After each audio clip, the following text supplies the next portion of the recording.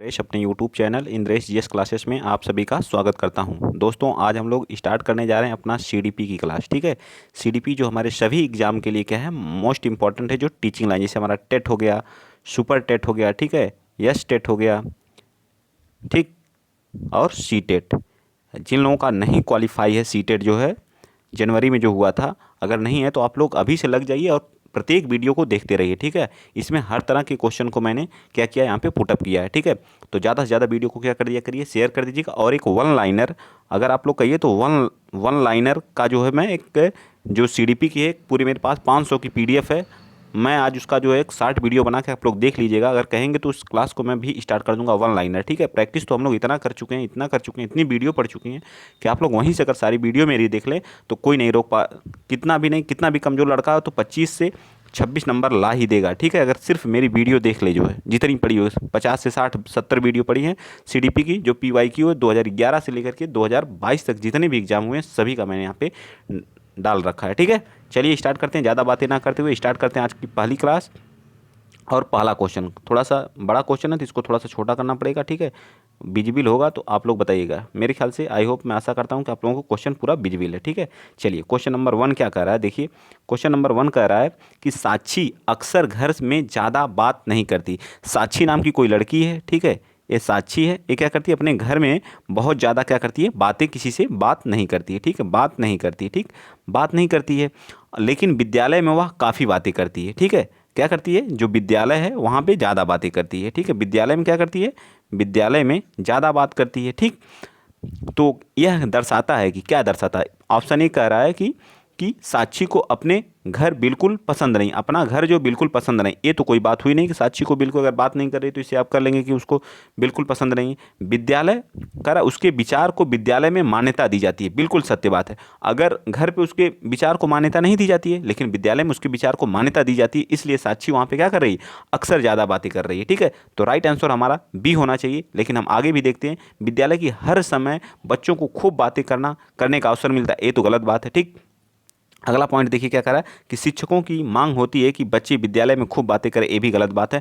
तो आप लोग देख सकते हैं इसमें कोई ट्रिक, कोई कुछ भी नहीं है, सिर्फ अपना क्या है, अपना दिमाग यूज करके इस आंसर को आप लोग दे सकते हैं। ठीक है, इसमें क्या कोई बताएगा, टीचर कोई नई ट्रिक बताएगा, कुछ इसमें पढ़ना है, सिर्फ अपना दिमाग यूज करना है और ऑप्शन आपके सही हो जाएंगे। ठीक, इस तरह के सीटेट और हमारे जो हो गए यूपी टेट में पेडोलॉजी के क्वेश्चन पूछे जाते हैं। ठीक, चलिए अगला क्वेश्चन अब आप देख लीजिए। क्वेश्चन नंबर 2, क्वेश्चन नंबर 2 क्या कह रहा है, क्वेश्चन नंबर 2 कह रहा है कि बच्चे दुनिया के बारे में अपनी समझ का सृजन करते हैं। जो बच्चे होते हैं वो क्या करते हैं, अपने बारे में अपनी समझ का सृजन करते हैं। इसका श्रेय को जाता है, मतलब किसको इसका श्रेय जाता है, तो जहाँ हमारे मनोवैज्ञानिक थे, कौन थे, जिन पियाजे साहब को इसका क्या जाता है, श्रेय जाता है। ठीक, किसको जाता है, जिन पियाजे साहब को इसका श्रेय जाता था। पियाजे साहब ने क्या बताया था, पियाजे साहब ने 4 अवस्थाओं को बताया था। ठीक है, 4 अवस्थाओं के बारे में भी इन्होंने बताया था। ठीक, ये भी याद रखिएगा। चलिए आगे चलते हैं, क्वेश्चन नंबर 3 देख लेते हैं। क्वेश्चन नंबर 3 क्या कर रहा है कि निम्नलिखित में से किस अवस्था में बच्चे अपने समवयस्क समूह के सक्रिय सदस्य हो जाते हैं। मतलब किस अवस्था में बच्चे क्या करते हैं, अपने समवयस्क के साथ क्या करते हैं, सक्रिय हो जाते हैं, ग्रुप में रहने लगते हैं। तो बाल्यावस्था में तो ऐसा ग्रुप में तो रहते नहीं हैं, पूर्व बाल्यावस्था में या फिर बाल्यावस्था में भी नहीं रहते हैं। ठीक है, किस अवस्था में रहते हैं, तो जब किस अवस्था में, किशोरावस्था में, जब इनकी एज 12 से 18 हो जाती है, 12 से 18 वर्ष के जब बच्चा हो जाता है। ठीक, तो इस अवस्था के बीच में विकास एवं समायोजन की वह अवस्था होती है जिसमें परिवर्तन की क्रांतिकारी प्रक्रिया क्या हो जाती है, शुरू हो जाती है। और बच्चा इस अवस्था में जो अपने ग्रुप में, समूह में सक्रिय सदस्य बन जाता है। ठीक है, सक्रिय एक ग्रुप बना लेता है, समूह बना लेता है। ठीक है, तो ये चीज़ें आपको क्या होनी चाहिए, याद होनी चाहिए। तो राइट आंसर क्या आ जाएगा, सी पार्ट बिल्कुल सत्य हो जाएगा। चलिए क्वेश्चन नंबर 4 बताएंगे आप लोग। क्वेश्चन नंबर 4 क्या कर रहा है, क्वेश्चन नंबर 4 कह रहा है कि लिंग रूप से निर्धारित होता है जबकि सेक्स रूप से निर्धारित होता है। लिंग किससे निर्धारित होता है और सेक्स किससे निर्धारित होता है, बताइए। तो लिंग जो होता है, जो जेंडर होता है, लिंग जो होता है वह हमारा जो है एक सांस्कृतिक रूप से क्या होता है, निर्धारण होता है। यहाँ क्या भरेंगे आप लोग, सांस्कृतिक। ठीक है, सांस्कृतिक रूप से क्या होता है, इसका निर्धारण होता है। ठीक, और जबकि सेक्स हमारा जो जैविक होता है, क्या होता है, जैविक होता है। ठीक, जैविक रूप से निर्धारण होता है। इस तरह के भी क्वेश्चन पूछे जाते हैं। तो इसका राइट आंसर क्या आ जाएगा, डी पार्ट बिल्कुल सत्य आ जाएगा। ठीक है, डी पार्ट क्या होगा, इसका बिल्कुल सत्य हो जाएगा। चलें आगे। जो लोग पहली बार चैनल पे विजिट कर रहे हैं तो प्लीज़ आप लोग चैनल को सब्सक्राइब करिए, सपोर्ट करिए, अपना प्यार दीजिए। और मेरे साथ अगर आप जुड़े रहें तो कोई नहीं आपको रोक सकता है। 25 25 से एबव भी आएंगे, इससे कम नहीं आएंगे। सीडीपी में अगर कंटिन्यू संघर्ष करते रहे तो 29 या 30 नंबर भी ला सकते हैं सीडीपी में। बहुत बड़ी बात नहीं है 29-30 नंबर लाना। बहुत बच्चों को आए हुए जो इस बार मेरे साथ जुड़े थे सीटेट में, उनके 130 135 तक बच्चों को आए हैं। मैं भी इसी बार दिया था, मेरे खुद के 120 नंबर हैं, ठीक है, खुद के 120 नंबर हैं, ठीक। चलिए स्टार्ट करते हैं, आगे चलिए। आप लोग जितना सारी चीज़ें आप लोगों को जितनी पता है उतनी मुझे नहीं पता है, क्योंकि आप सारे सब्जेक्ट पढ़ते हो, संस्कृत भी पढ़ते हो, सीडीपी भी पढ़ते हो, हिंदी भी पढ़ते हो, ईवीएस भी पढ़ते हो। जितना जितना एक स्टूडेंट को पता रहती सारी चीज़ें, जितना एक स्टूडेंट को पता होती हैं उतना एक टीचर को नहीं पता होती हैं, ठीक है। टीचर क्या होता है, टीचर किसी एक सब्जेक्ट के बारे में ज़्यादा जानकारी रखता है, ठीक है, किसी एक सब्जेक्ट के। लेकिन एक स्टूडेंट होता है, उसके पास सारे सब्जेक्ट होते हैं, चाहे मैथ हो जाए, चाहे रीजनिंग हो जाए, चाहे सीडीपी हो जाए, हर एक सब्जेक्ट को उसको पढ़ना रहता है। तो जितना नॉलेज एक स्टूडेंट के पास होता है उतना टीचर के पास नहीं होता, ये मेरा मानना है, ठीक है। आप लोग भी अपने आप को एक अच्छा स्टूडेंट माना करिए, और आप लोग जितना जानते हैं उतना मैं भी नहीं जानता हूँ, ठीक है। इस बात को मैं डिनाई नहीं कर सकता, ठीक। चलिए आगे बताइए। क्वेश्चन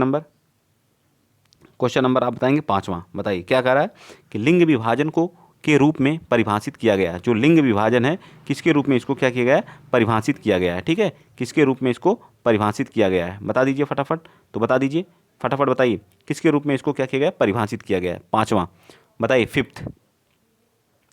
लिंग विभाजन को किसके रूप में पुरुष और महिला कर्मचारियों के बीच विभाजन किया गया। ये कोई बात होती है कि पुरुष और महिला कर्मचारियों के बीच विभाजन करेंगे, ये तो गलत बात है, ठीक। 5वें का एक गलत बात है, ठीक।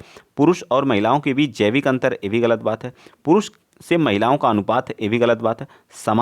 समाज के अंतर्गत पुरुष और महिलाओं, इसका थोड़ा सा नीचे और कुछ लिखा है, हाँ नीचे और लिखा है, देखिए, ठीक है। क्या कह रहा है, समाज के अंतर्गत पुरुष और महिलाओं की पदानुक्रम भूमिका होती है। इसका मतलब डी पार्ट हमारा क्या जाएगा, बिल्कुल सत्य हो जाएगा, ठीक है। इसमें क्या होती है, पदानुक्रम भूमिका को क्या करता है, परिभाषित। समाज में जो होता है पुरुष को बलवान और महिला को कोमल मान करके पदानुक्रम भूमिका दी जाती है, ठीक है। पुरुष क्या होता है, बहुत बलवान होता है, महिला उतनी बलवान नहीं होती। लेकिन आज के युग में किसी को कम नहीं आंकना हमको, ठीक है, ठीक, समझ में आया जो है।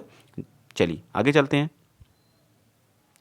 क्वेश्चन नंबर 6 देख लीजिए। क्वेश्चन नंबर 6 क्या कह रहा है, तो आपके पास यहाँ 2 ऑप्शन है, 2 ऑप्शन नीचे है, मैं भी आपको दिखा, पहले क्वेश्चन पढ़ लीजिए।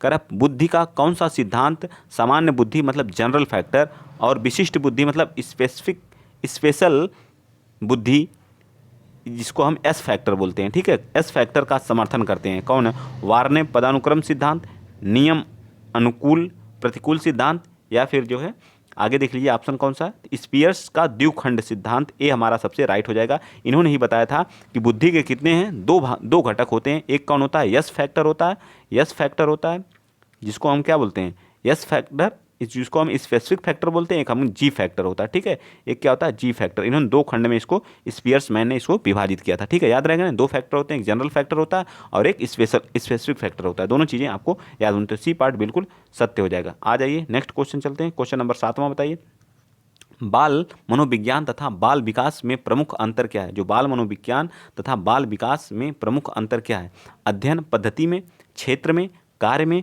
उपर्युक्त में से कोई नहीं। बताइए बाल मनोविज्ञान तथा बाल विकास में प्रमुख अंतर क्या है। तो बाल जो होता है, बाल विकास में बच्चे की उम्र बढ़ने के साथ साथ जो बाल विकास होता है, बाल विकास में जो होता है, इसमें क्या होता है, बच्चे की उम्र बढ़ने के साथ साथ उसके अतिरिक्त व्यवहार, जैसे रुचि हो गया, लक्ष्य हो गए, लक्ष्यों में भी परिवर्तन होता है, ठीक है। इस तरह के परिवर्तन को हम लोग क्या कहते हैं, बाल विकास के अंतर्गत आते हैं, ठीक है। और मनोविज्ञान में क्या होता है, जबकि बाल मनोविज्ञान में छात्र व्यवहार से अलग अलग क्षेत्रों में क्या करते हैं, अध्ययन करते हैं, ठीक। मनोविज्ञान में क्या करते हैं, छात्र व्यवहार से अलग अलग क्षेत्रों में क्या करते हैं, अध्ययन करते हैं। तो राइट आंसर इसका क्या आ जाएगा, राइट आंसर इसका क्षेत्र में, ठीक है। बाल मनोविज्ञान तथा बाल विकास में प्रमुख अंतर क्या है, क्षेत्र में। इनके क्षेत्र में वो बाल विकास की वृद्धि से है, उसके शारीरिक विकास से है, लेकिन ये क्या होता है, उसके व्यवहार में जो चेंजेज आते हैं और उसका जो अध्ययन करता है अलग अलग क्षेत्रों में, यही हमारे क्या है, उसमें दोनों में अंतर होते हैं, ठीक। तो बी पार्ट बिल्कुल सत्य। चलिए 8th बताइए, क्वेश्चन नंबर 8वां क्या करा, बाल विकास के किस काल को अत्यधिक दबाव और तनाव का काल कहा गया। किस काल को जो है दबाव और तनाव का काल का, तो किशोरा अवस्था को ही सबसे ज़्यादा क्या कहा जाता है, तनाव, तूफान एवं विरोध की अवस्था भी, संघर्ष, तनाव, तूफान एवं विरोध की अवस्था क्या होती है, हमारी किशोरा अवस्था होती है, ठीक है, याद रहेगा ना किशोरा अवस्था। चलिए नेक्स्ट चलते हैं। क्वेश्चन नंबर आप कौन सा बताएंगे, आप बताएंगे 9th, ठीक है। 9th क्या कर रहा है, ठीक, 9 थोड़ा सा और छोटा कर लेते हैं ताकि चारों ऑप्शन आपको विजिबल हो। ठीक है विजिबल, चलिए अब विजिबल है चारों ऑप्शन। ठीक, बताइए क्या कह रहा है। कह रहा है कि अकादमिक पाठ्यक्रम लिंग भेदभाव को कैसे बढ़ावा देते हैं, मतलब कैसे अकादमिक जो होता है हमारा वो कैसे बढ़ावा देता है, बताइए। पुरुष की तुलना में महिलाओं की उपलब्धि का बहुत कम उल्लेख करके, यही सत्य हो गया। लोग नहीं कहते हैं कि पुरुष पुरुष बहुत महान है, पुरुष ये काम कर सकते हैं, महिला इस काम को नहीं कर सकती है। ठीक है, पहले क्या होता था, माउंट एवरेस्ट पे जब चढ़े थे, माउंट एवरेस्ट पे तो सिर्फ लोग कहते थे पुरुष ही चढ़ सकते हैं। आज तो महिला भी चढ़ रही हैं, अंतरिक्ष में भी महिला जा रही हैं, हर जगह कोई ऐसी जगह नहीं है जहाँ पुरुष जा रहे हैं वहाँ महिला जा रही। तो पहले क्या होता था, अकादमिक में लोग कहते पुरुषों की तुलना में लोग कहते थे मैथ सिर्फ स्टूडेंट मतलब छात्र बॉय ही ले सकते हैं, गर्ल्स नहीं ले सकती हैं। क्यों नहीं भाई ले सकती हैं, गर्ल्स में क्या ऐसी दिक्कत है कि वो नहीं ले सकती हैं। ठीक है, तो आज के युग में अगर आप टीचर बन रहे हैं तो आप सब किसी के साथ भेदभाव की भावना नहीं रखना है। ठीक है, तो पुरुष की तुलना में महिलाओं की उपलब्धि को बहुत कम कम उल्लेख किया जाता था, ये बिल्कुल सत्य बात है। बाकी पुरुषों और महिलाओं छात्रों के बीच अनैतिक ग्रेडिंग, ये गलत बात है। केवल पुरुष छात्रों के लिए गणित और विज्ञान पाठ्यक्रम पर केंद्रित किया जाता था, ठीक, ये भी गलत बात है। लेकिन भेदभाव को कैसे बढ़ावा दे, तो पहला ही ऑप्शन हमारा क्या आ जाएगा, इसका सत्य आ जाएगा। ठीक है, चलिए आगे चलते हैं। नेक्स्ट क्वेश्चन नंबर क्या कर रहा है, क्वेश्चन नंबर 10 देखिए क्या कर रहा है। क्वेश्चन नंबर 10 कह रहा है कि सांस्कृतिक पर शिक्षा का क्या प्रभाव पड़ता है, जो हमारी संस्कृति है उस पर शिक्षा का क्या प्रभाव पड़ता है। तो जो हमारी संस्कृति है, संस्कृति की निरंतरता को बनाए रखने में क्या करती है, जो हमारी शिक्षा होती है वह उसकी निरंतरता को बनाए रखने में हमारी क्या करती है, हेल्प करती है। अर्थात हमारा क्या जाएगा इसका, संस्कृति की निरंतरता को बनाए रखने के लिए, सांस्कृतिक परिष्करण को भी बनाए रखने के लिए, सांस्कृतिक हस्तांतरण में भी हमारी हेल्प करती है। तो इस तरह से हमारा चारों ऑप्शन क्या हो जाएगा, बिल्कुल सत्य हो जाएगा। डी पार्ट क्या हो जाएगा, बिल्कुल सत्य हो जाएगा। शिक्षा बहुत ही महत्वपूर्ण है, जो हमारी संस्कृति को क्या करती है, बढ़ावा देती है। चलिए हम अपनी संस्कृति के बारे में जानते हैं। अगला क्वेश्चन, मानवीय विकास में आनुवंशिक एवं परिवेश की भूमिका के संदर्भ में निम्नलिखित में से कौन सा कथन समुचित है। परिवेश की भूमिका लगभग स्थिर सी रहती है, जबकि आनुवंशिकता का प्रभाव परिवर्तन हो सकता है। व्यवहारवाद के सिद्धांत प्रायः मानवीय विकास एवं प्राकृतिक की भूमिका पर आधारित होते हैं। या फिर जो है आगे चलिए, आगे हम आपको ऑप्शन दिखाते हैं।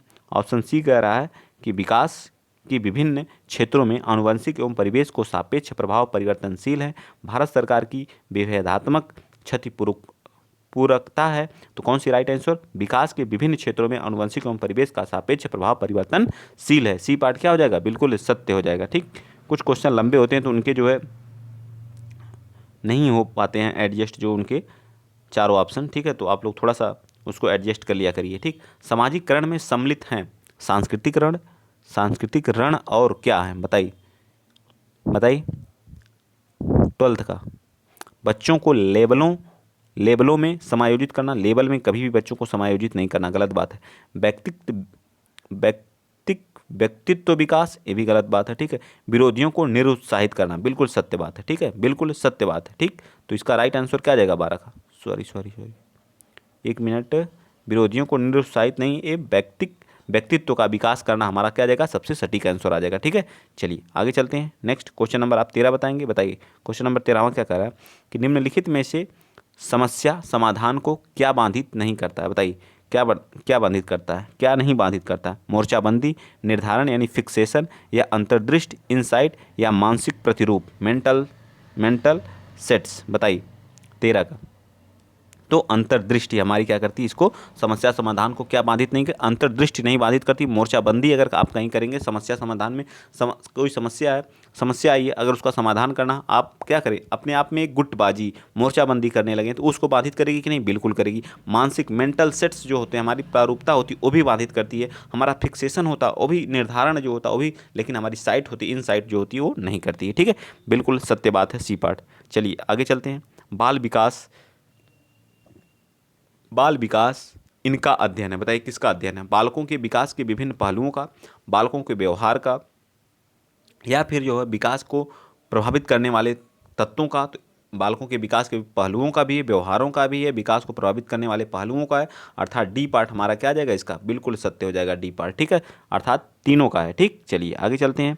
जो क्वेश्चन आसानी से हो जाए उनको करके आगे बढ़ना है। टफ क्वेश्चन पे हमको समय देना है, ठीक है। जो क्वेश्चन आपको आते हैं उनको करके आगे बढ़ के हमें ऐसे क्वेश्चन को जिसको हम नहीं देखे हैं, नहीं पहली बार हमारे सामने आ रहा है, उन क्वेश्चन पे हमको समय देना है और उनको सीखना है कि एक नया क्वेश्चन आया है तो इसको हम लोग ऐसा पढ़ लें या ऐसे याद कर लें कि कभी हमारी ज़िंदगी से या हमारे जब तक हमारा सिलेक्शन हो तब तक हमसे भूले ना, ठीक है। ऐसी पढ़ाई करनी है।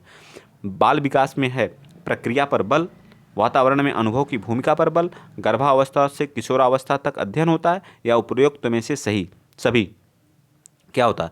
तो इसमें जो होता है क्या होता है, तो इसमें होता है गर्भावस्था से किशोरावस्था तक अध्ययन। हम लोग बाल विकास में क्या करते हैं, जब बच्चा गर्भ में रहता तब से लेकर के किशोरावस्था या प्रौढ़ावस्था तक हम लोग क्या करते हैं, स्टडी करते हैं, ठीक है। समझ में आया। चलिए आगे चलते हैं। नेक्स्ट अगला क्वेश्चन नंबर 16 बताइए। क्वेश्चन नंबर 16 में आप लोग चारों ऑप्शन आप लोगों के सामने विजुअल कर देता हूँ। हाँ, चारों ऑप्शन हो गए। चलिए बताइए क्या कह रहा है, व्यक्तित्व के मापन में प्रोजेक्टिव तकनीक अन्य परीक्षणों से बेहतर होती है, क्यों बेहतर, उन्हें सहज रूप से प्रशासित किया जा सकता है या फिर वे सांख्यिकी विश्लेषण से अनुपयुक्त होते हैं, परीक्षार्थियों को नहीं पता कि वह अपने विचारों और भावनाओं को प्रकट कर रहे हैं। ये सबसे सटीक आंसर है। व्यक्तित्व के मापन में जो पॉजिटिव तकनीक होती है वह जो है परीक्षार्थियों को नहीं पता कि वह अपने विचारों और भावनाओं को क्या कर रहे हैं, प्रकट कर रहे हैं। बाकी हमारे सभी क्या हैं, गलत हैं, ठीक है। तो इस तरह से इसका राइट आंसर सी पार्ट क्या आ जाएगा, बिल्कुल सत्य आ जाएगा। चलें आगे, चलिए नेक्स्ट चलते हैं। क्वेश्चन नंबर आप कौन बताएंगे, 17। क्वेश्चन नंबर 17 बताइए। अलग अलग बालकों को अलग अलग कार्य सौंपे जाने को के आधार पर अनुचित ठहराया जा सकता है। विद्यार्थियों को विभिन्नता पसंद है, यह कार्य की नकल को रोकता है, या कार्य की नकल को क्या करता है, रोकता है, या फिर जो है आगे देख लीजिए क्या रहा, विद्यार्थियों के जो है विद्यार्थियों में व्यक्तिगत अंतर है, बिल्कुल व्यक्तिगत अंतर है, बिल्कुल सत्य बात है। विद्यार्थियों में क्या है, हर विद्यार्थी एक जैसा नहीं होता। अगर कोई राम है और कोई श्याम है, ठीक है, ठीक, तो इसका श्याम का आईक्यू लेवल 110 हो सकता है तो राम का 140 भी हो सकता है, प्रतिभावान भी हो सकता है, ठीक है, प्रतिभावान, ठीक है, प्रतिभावान। इस तरह से सबका आईक्यू लेवल क्या होता है, अलग अलग होता है, और भी विभिन्न प्रकार की क्या होती हैं, भिन्नताएं होती हैं, ठीक। चलिए नेक्स्ट क्वेश्चन नंबर आप बताएंगे कौन सा, क्वेश्चन नंबर आप बताएंगे 18 क्वेश्चन बताइए। निम्नलिखित में से थोड़ा सा ब्लर है, एडजस्ट कर लिया करिए, जो है कुछ क्वेश्चन, एक दो क्वेश्चन ब्लर हो जाते हैं, ठीक है। स्कैन करने में अगर थोड़ा सा इधर उधर मूव कर गया जो है तो हो जाता है, तो उसके लिए हम माफ़ी चाहते हैं आप लोगों से, ठीक है। निम्नलिखित में से कौन सा निहितार्थ पियाजे के संज्ञानात्मक विकास के सिद्धांत से नहीं निकाला जा सकता, तो बच्चों का अधिगमनात्मक तत्परता के प्रति संवेदनशीलता, व्यक्तिक भेदों की स्वीकृति, या फिर खोजपूर्ण अधिगम, या शाब्दिक शिक्षण की आवश्यकता। बता दीजिए 18 का कौन सा राइट आंसर हो जाएगा। तो शाब्दिक शिक्षण की आवश्यकता हमारी क्या आ जाएगी, बिल्कुल सत्य हो जाएगी। यह जो पियाजे के संज्ञानात्मक विकास के सिद्धांत में सम्मिलित नहीं थी जो है, बाकी बच्चों के अधिगमनात्मक तत्परता के प्रति संवेदनशीलता भी थी, व्यक्तिक भेदों की स्वीकृति भी थी, खोजपूर्ण अधिगम भी था, ठीक है। तो यही हमारा नहीं था, ठीक। चलिए आगे आते हैं। क्वेश्चन नंबर 19 बता दीजिए। 19 क्या करा, अधिगम हस्तांतरण की योग्यता को बढ़ाने के लिए अध्यापक को नहीं करना चाहिए। अधिगम हस्तांतरण का मतलब होता है एक रूप से दूसरे रूप में क्या होना, हस्तांतरण होना।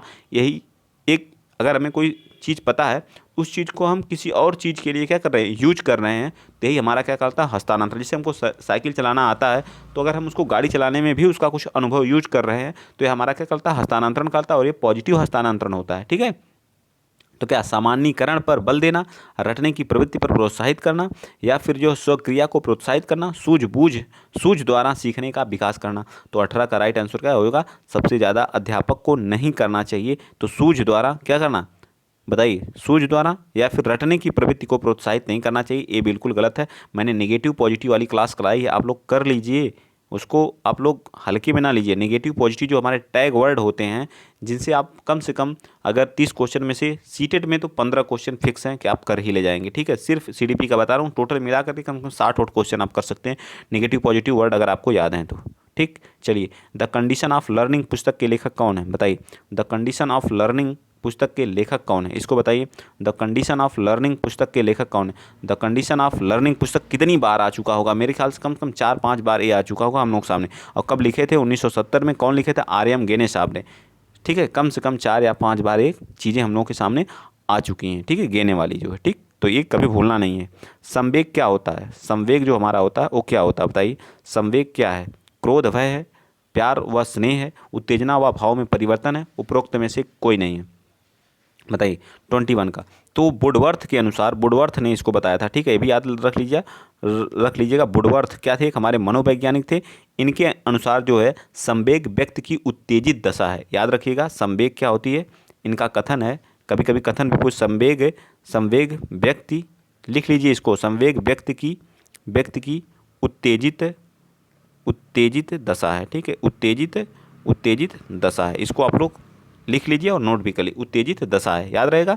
और किम्बल यंग के अनुसार जो संवेग प्राणी की उत्तेजित मनोवैज्ञानिक और शारीरिक दशा है, ठीक है, ये भी याद रख लीजिएगा, ठीक। तो इसका राइट आंसर क्या आ जाएगा, उत्तेजनाओं और भावों में क्या होता है, परिवर्तन। तो सी पार्ट क्या होगा, बिल्कुल सत्य हो जाएगा, ठीक है। चलिए आगे चलते हैं। अगला क्या कह रहा है कि मूल प्रवृत्ति की एक विशेषता है कि जो पाई जाती है, मूल प्रवृत्ति की एक विशेषता है जो पाई जाती क्या, केवल कलाकारों में, सभी प्राणियों में, तथा यह जन्मजात व प्राकृतिक होती है।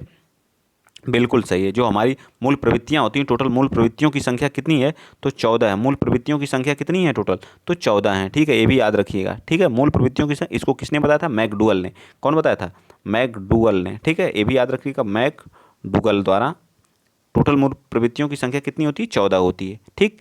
जो प्राणी को किसी विशेष वस्तु को देखने, उसके प्रति ध्यान देने, उसे देख करके एक विशेष प्रकार की संवेगनात्मक उत्तेजना का अनुभव करने और उसे संबंधित एक विशेष ढंग से कार्य या ऐसे कार्य करने की प्रबल इच्छा का अनुभव करने के लिए हमें क्या करती हैं, बाध्य करती हैं। जो हमारी मूल प्रवृत्तियां होती हैं, याद रखिएगा, यह सभी प्राणियों में जन्मजात व प्राकृतिक होती हैं। तो हमारा इसका बी पार्ट बिल्कुल सत्य हो जाएगा। चलिए 23 बता दीजिए, फटाफट बताइए आप लोग, फटाफट बताइए। कह रहा है 23 क्या कह रहा है कि विद्यार्थी का विकास निर्भर करता है वातावरण अनुवंशाक्रम पर, वातावरण एवं अनुवंशाक्रम पर। तो इसका राइट आंसर सी हो जाएगा। बहुत बार ये भी क्वेश्चन आ चुका है, तो इस पर ज़्यादा समय नहीं हम लोग देंगे। चलिए नेक्स्ट क्वेश्चन चलते हैं। क्वेश्चन नंबर आप लोगों के सामने कौन सा, 24 है, बताइए 24वां क्या कह रहा है। 3 ऑप्शन आपको विजुअल हैं, मैं चारों ऑप्शन विजुअल करा देता हूँ ताकि आपको चारों ऑप्शन हो गए, ठीक है। सामान्यतः यह देखा जाता है कि बच्चे थोड़े बहुत मायनों में अपने माँ बाप से भिन्न होते हैं। इसे किसके अनुवांशिक नियम के जरिए विश्लेषित, ये भी क्वेश्चन अभी हाल ही में कराया हूँ, तो किसकी तरह, विभेद द्वारा, ठीक है। बहुत बार ये क्वेश्चन आ चुके हैं, ठीक है। देखिए रिपीट होने लगे, यही क्वेश्चन क्या होने लगे, रिपीट होने लगे, ठीक है। क्वेश्चन रिपीट होने लगे कि नहीं, ये चीज़ें आपको याद हो जाएंगी। मैं खुद देखता हूँ कि क्वेश्चन रिपीट करने लग रहा है, जो है कहाँ से लोग क्वेश्चन लाएंगे बताइए। वही क्वेश्चन इतनी बार हम लोग पढ़ लिए, लोग कहते हैं सर आप वही क्वेश्चन रिपीट करवाते हैं। रिपीट नहीं मैं करवाता हूँ, ठीक है। मैं अलग अलग प्रैक्टिस सेट लाता हूँ, और अलग अलग प्रैक्टिस सेट में जो है जब वैसा रहता है बाबू, तो मैं क्या कर सकता हूँ बताओ आप। क्वेश्चन जैसे लोग बनाते हैं, तो चीज़ें आप इतना पढ़ चुके हो मेरे द्वारा कि वो चीज़ें रिपीट होने लगी हैं। कहाँ से क्वेश्चन आएंगे ये बताओ आप, जो है इन्हीं चीज़ों को इतनी बार रिवाइज करा दिया हूँ। अभी आपका एग्ज़ाम नहीं लगा है, जिस दिन एग्ज़ाम लग जाएगा उस दिन एक एक दिन में मैं सारी चीज़ें आप लोगों को रिवाइज कराऊंगा। एक नई सीरीज लाया हूँ आप लोगों के लिए, 1 लाइनर की, ठीक है। 1 लाइनर कम से कम 500 क्वेश्चन है। अगर आप लोग कहेंगे तो उस सीरीज में स्टार्ट कर दूँ, जो है CDP की है 500, जो है टाइप की हुई है, ठीक है, 1 लाइनर। कल इसकी एक क्लास मैं डालूंगा, अगर आप लोग इस पर सपोर्ट करेंगे, प्यार देंगे, अगर आप लोगों को अच्छी लगेगी तो क्लास भी कंटिन्यू की जाएगी। उसमें 25-25 क्वेश्चन का हम लोग सेट लेके चलेंगे, ठीक है। और एक दिन उसको चलाएंगे और एक दिन इसको चलाएंगे, ठीक। लेकिन आप लोगों का सपोर्ट उसमें चाहिए, बिना सपोर्ट के नहीं, क्योंकि टाइप करवाना किसी से, उसको पैसा देना, ठीक है। आप लोग समझा करिए प्रॉब्लम को, ठीक है। अभी मेरे यूट्यूब से कोई पैसा नहीं आता, आप लोगों को विश्वास नहीं होगा, एक भी पैसे अभी तक मुझे नहीं मिले हैं। आज मैं कम से कम 1 साल से संघर्ष कर रहा हूँ, ठीक है, सिर्फ अकेले, 1 मैन आर्मी, समझिए, अकेले, ठीक। आप लोगों को पता ही है कितने संघर्ष से एक वीडियो बनाने में, कितना समय, कितना संघर्ष, कितना पढ़ना। आप लोगों को लगता होगा कि इसके एक वीडियो बनाने के पीछे कितनी मेहनत लगती, इसके बारे में आप लोग सोचा करिए। मुझको भी तो पढ़ना पड़ता होगा, बिना पढ़े मैं इतना बोलना समझाना कोई नहीं कर पाएगा, ठीक है। आप लोग एक दिन एक वीडियो बना के देखिए, खुद वीडियो बना के देखिए, जो है किस तरह से बनती है, जो है खुद बना के देखिए, ठीक। अगर कोई आप लोगों को लगता होगा सामने बुक रख के कोई पढ़ाता होगा, बुक रखना और उसमें देख के फिर बोलना बहुत बड़ी बात होती है। आप अगर पढ़ने वाले स्टूडेंट हैं तो पकड़े जाएंगे आप, जो 100% पकड़े जाएंगे, ठीक है।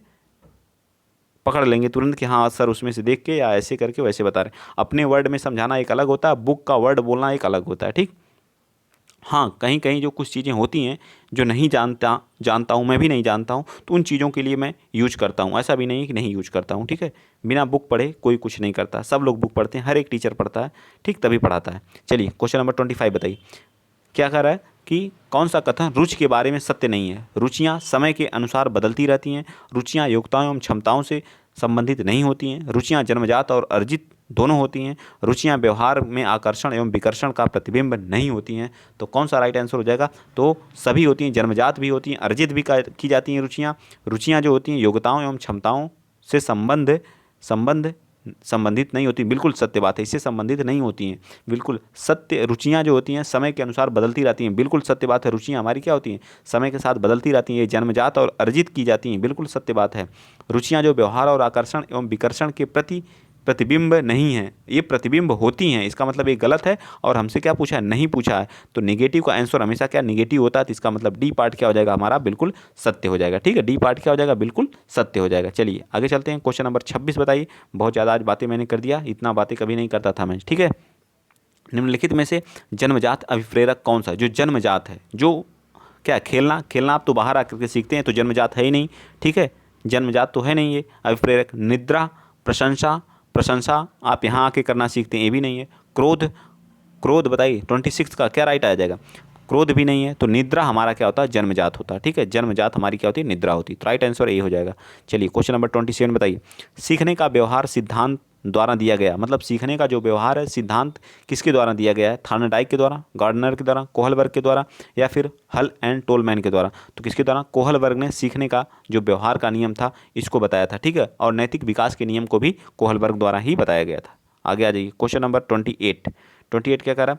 शिक्षा शास्त्र का वह प्रकार जिसमें विशिष्ट शिक्षा की आवश्यकता होती है, विशेष लोगों को दी जाती है, विकलांग व्यक्तियों को दी जाती है, बुद्धिमान व्यक्तियों को दी जाती है, स्थानीय मुखिया द्वारा स्थापित होती है। तो स्थानीय मुखिया तो कोई बात ही नहीं है। ठीक है, तो इसका राइट आंसर 28 का क्या? विकलांग व्यक्तियों को दी जाती है। ठीक है, जो विशिष्ट शिक्षा होती है। आगे चलिए नेक्स्ट क्वेश्चन नंबर आप बताएंगे 29। बताइए 29 क्या कर रहा है?